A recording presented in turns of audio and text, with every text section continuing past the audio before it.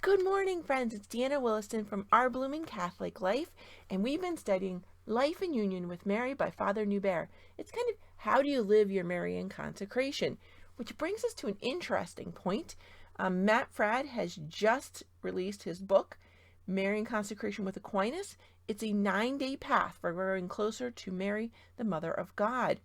9-day path. So it says it's inspired by the Marian consecrations that all of you are out there doing. He was inspired to look at a new way kind of doing it, and because of the popularity, I'm just guessing this part, there's a very popular program for millennials called Pints with Aquinas, and I think that this is a great stepping stone for people in that program, that you could look at Marian consecration. He says when he started studying it, he realized how much Aquinas did have a devotion to Mary, and that it was a natural thing, of course, for him to look at. So that is now available. I think it's like $15. It's not horrible. And again, it's a 9-day path.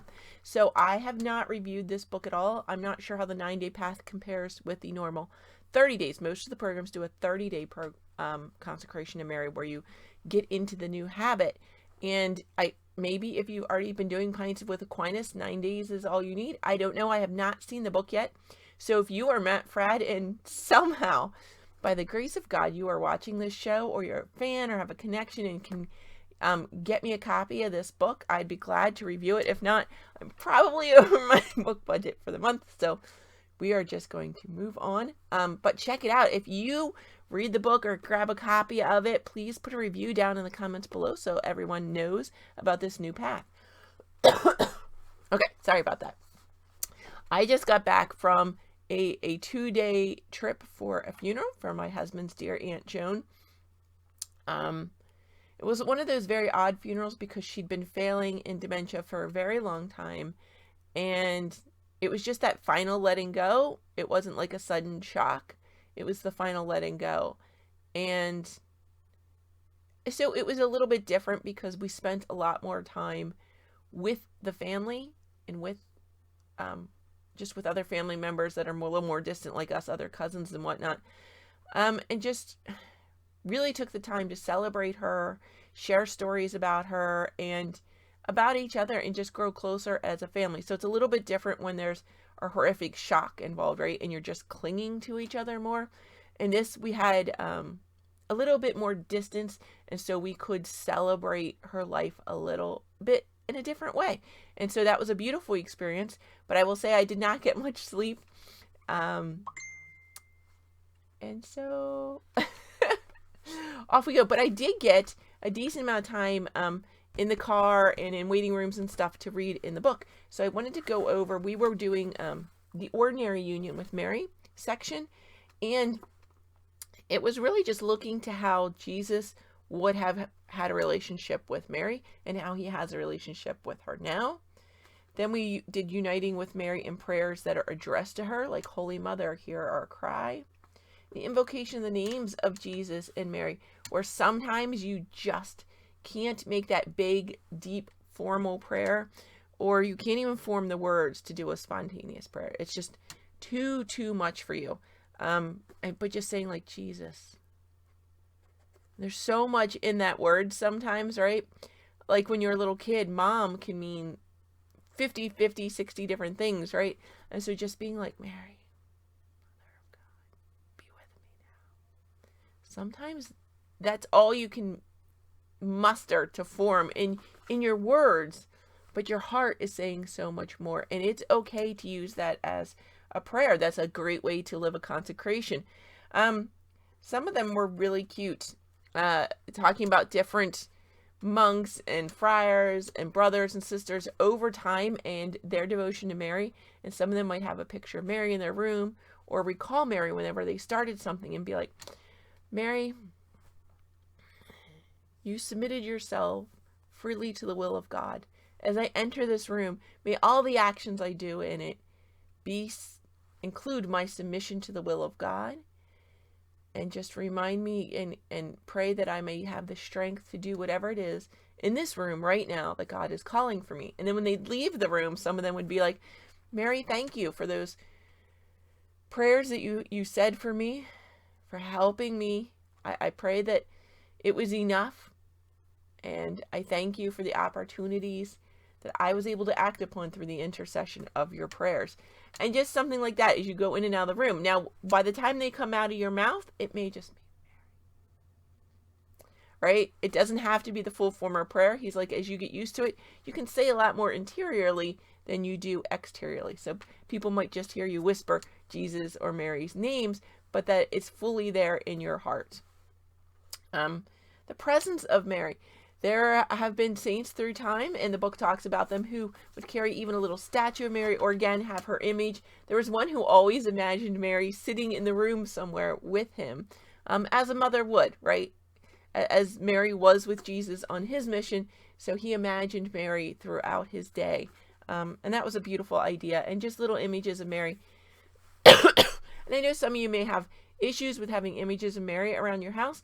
And I'm not entirely sure why, because you probably have images of your family around your house, or of sports figures, right?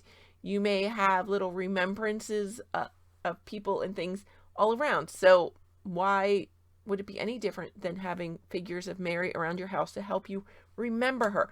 Now, am I saying that you should kneel down and worship a statue of Mary or a picture of Mary? No, but you use those items to help you remember her. The same as you have the photo of your mother up to help you remember her, or, a great niece or nephew that you might not see that often, but you have their picture up so you think of them. Let's see, communion with the soul of Mary.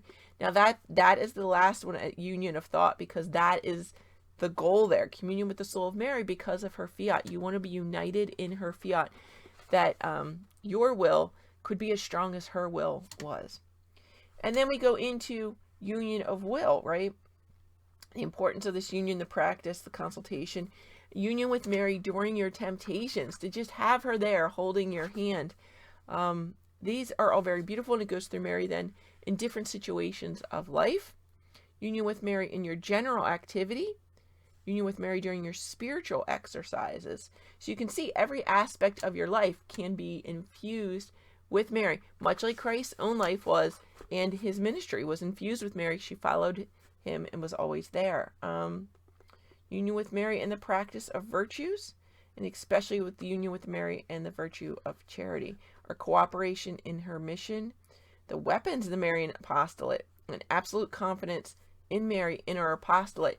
I am going to recommend you read them. You can see how these build. So it gives you like a little tiny practice, and then it delves more into the theory and theology behind it.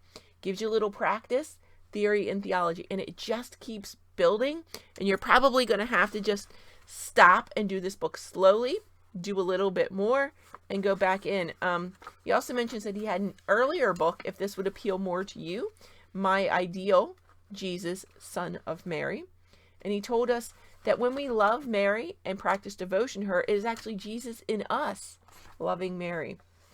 And it needs to be reminded, it gives again, that we need to become routine while never becoming mechanical.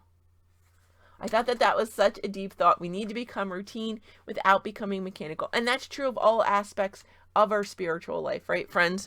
And if you watched some of my earlier videos when I pray my to-do list, I think it's called the Lord Help Me Litany, you'll see that, everything in our life should become that way. When you're doing laundry, it's complete judgery if it's laundry.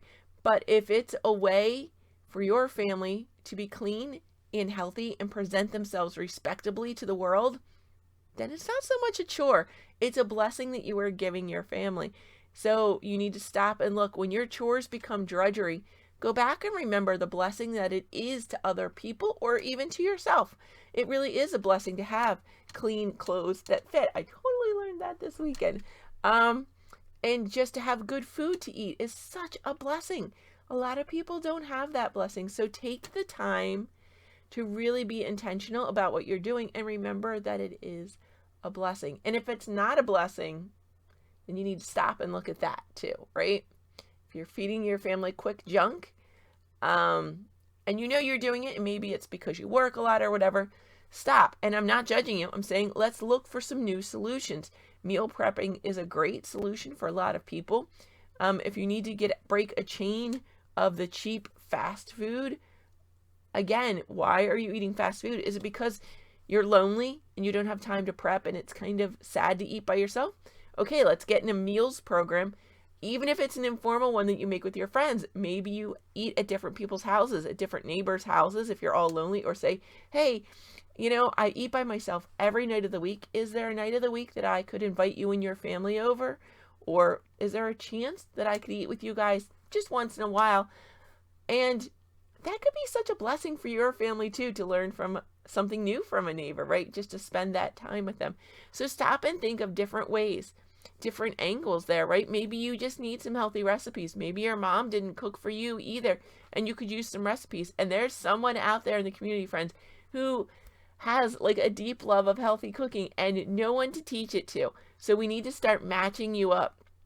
So be innovative and looking for those things. Pray for those things. Sometimes you might just run into someone and they're like, oh, if only I had someone to do blah, blah, blah with. And you're like, oh, that's me. That's me. I've been dying to do that. Let's do that together. So don't be afraid to ask, friends, and let people know what your needs are and to pray for them. Ask Mary. She's your mother. Be like, Mother, I need this. This has been weighing heavily on my heart. Can you help me with this? Help me find the right person, Mother. And that's what union of life with Mary is, just turning to her very naturally as your mother, as Jesus did, but throughout your day and to weave it in naturally.